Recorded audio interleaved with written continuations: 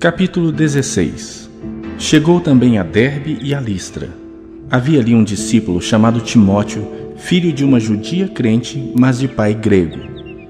Dele davam bom testemunho os irmãos em Listra e Icônio. Quis Paulo que ele fosse em sua companhia, e por isso circuncidou por causa dos judeus daqueles lugares, pois todos sabiam que seu pai era grego. Ao passar pelas cidades, entregavam aos irmãos para que as observassem as decisões tomadas pelos apóstolos e presbíteros de Jerusalém. Assim, as igrejas eram fortalecidas na fé e dia a dia aumentavam em número.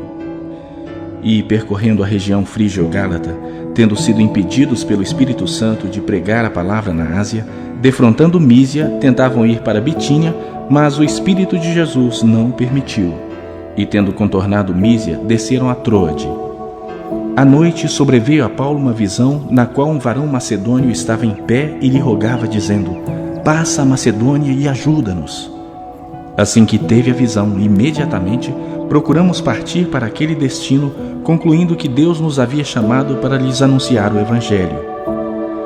Tendo, pois, navegado de Troade, seguimos em direitura a Samotrácia, no dia seguinte a Neápolis e dali a Filipos, cidade da Macedônia, primeira do distrito e colônia.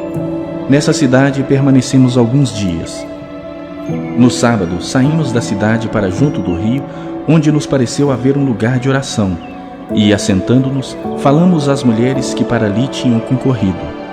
Certa mulher chamada Lídia, da cidade de Tiatira, vendedora de púrpura, temente a Deus, nos escutava. O Senhor lhe abriu o coração para entender as coisas que Paulo dizia. Depois de ser batizada, ela e toda a sua casa nos rogou, dizendo: "Se julgais que eu sou fiel ao Senhor, entrai em minha casa e aí ficai." E nos constrangeu a isso. Aconteceu que, indo nós para o lugar de oração, nos saiu ao encontro uma jovem possessa de espírito adivinhador, a qual, adivinhando, dava grande lucro aos seus senhores. Seguindo a Paulo e a nós, clamava, dizendo: "Estes homens são servos do Deus Altíssimo e vos anunciam o caminho da salvação." Isto se repetia por muitos dias. Então Paulo, já indignado, voltando-se, disse ao espírito: "Em nome de Jesus Cristo eu te mando, retira-te dela." E ele na mesma hora saiu. Vendo os seus senhores que se lhes desfizera a esperança do lucro, agarrando em Paulo e Silas, os arrastaram para a praça à presença das autoridades. E levando-os aos pretores, disseram: "Estes homens, sendo judeus, perturbam a nossa cidade, propagando costumes que não podemos receber nem praticar, porque somos romanos." Levantou-se a multidão unida contra eles, e os pretores, rasgando-lhes as vestes, mandaram açoitá-los com varas. E depois de lhes darem muitos açoites, os lançaram no cárcere, ordenando ao carcereiro que os guardasse com toda segurança. Este, recebendo tal ordem, levou-os para o cárcere interior e lhes prendeu os pés no tronco. Por volta da meia-noite, Paulo e Silas oravam e cantavam louvores a Deus, e os demais companheiros de prisão escutavam. De repente sobreveio tamanho terremoto que sacudiu os alicerces da prisão. Abriram-se todas as portas e soltaram-se as cadeias de todos. O carcereiro despertou do sono e, vendo abertas as portas do cárcere, puxando da espada, ia suicidar-se, supondo que os presos tivessem fugido. Mas Paulo bradou em alta voz: "Não te faças nenhum mal, que todos aqui estamos." Então o carcereiro, tendo pedido uma luz, entrou precipitadamente e, trêmulo, prostrou-se diante de Paulo e Silas. Depois, trazendo-os para fora, disse: "Senhores, que devo fazer para que seja salvo?"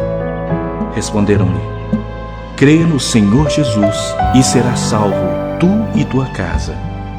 E lhe pregaram a palavra de Deus e a todos os de sua casa. Naquela mesma hora da noite, cuidando deles, lavou-lhes os vergões dos açoites. A seguir, foi ele batizado e todos os seus.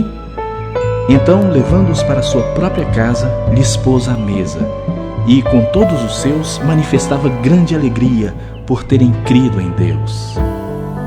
Quando amanheceu, os pretores enviaram oficiais de justiça com a seguinte ordem: "Põe aqueles homens em liberdade."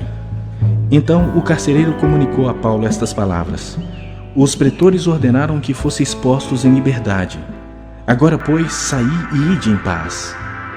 Paulo, porém, lhes replicou: sem ter havido processo formal contra nós, nos açoitaram publicamente e nos recolheram ao cárcere, sendo nós cidadãos romanos. Querem agora as ocultas lançar-nos fora? Não será assim. Pelo contrário, venham eles e pessoalmente nos ponham em liberdade.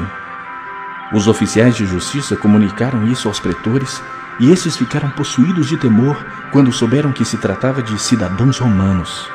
Então foram ter com eles e lhes pediram desculpas, e, relaxando-lhes a prisão, rogaram que se retirassem da cidade. Tendo-se retirado do cárcere, dirigiram-se para a casa de Lídia e, vendo os irmãos, os confortaram. Então partiram.